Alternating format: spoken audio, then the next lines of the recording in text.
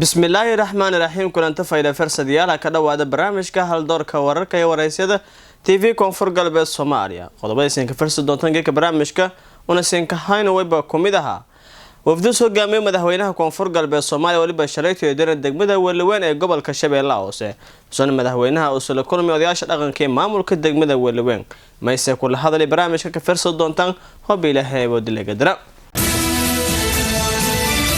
wafdu soo gaamay gudoomiyaha guddiga xuduudaha iyo federaalka Soomaaliya ee geeka hadeeri magaalada Baydhabo xarunta gobolka Baay mayse hadeeri magaalada Baydhabo gudoomiyaha guddiga xuduudaha Soomaaliya barnaamijka ka farsi doontaan magaalada Baydhabo xarunta gobolka Baay way bas weelanka diyaar garay munaasabada maalmaha xorriyadda Soomaaliya hataba magaalada Baydhabo salan ku dareemahay maalmaha xorriyadda Soomaaliya oo haniifad leh barnaamijka ka farsi doontaan hoob ilaahay wadilga dara wasaaradda beeraha iyo waraabka dowlad goboleedka Koonfur Galbeed Soomaaliya ee geeka tababar korlanka qaado aqoonta beeraleyda Koonfur Galbeed oo ku furtay magaalada Baydhabo tababarkaas meesay muddo inta la soo darar doon barnaamijka ka farsi doontaan hoob ilaahay wadilga dara xildhibaanada golaha shacabka ee baarlamaanka Soomaaliya ee geeka ansixinta shariicadka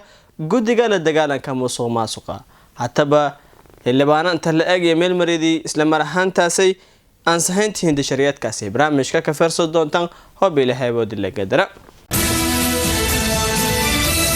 wasaaradda gaashaandhigga xukuumadda federaalka Soomaaliya ee bilowday wajiga lamaad reedan habayowka ciidamada hataba wasaaradda maysa qorsheyn ku degsan reedan habayowka ciidanka Soomaaliya barnaamijka ka farsi doontaan hoob ilaahay wadilga dara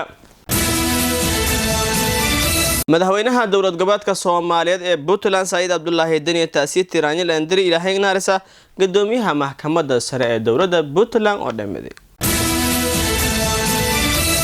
qodobadaas ee qodobo kale heesay barnaamijkaas in gudbi doona firsadayaal intii ku guda jiraan qodobadii koror ee barnaamijkana hasiin gudbi doona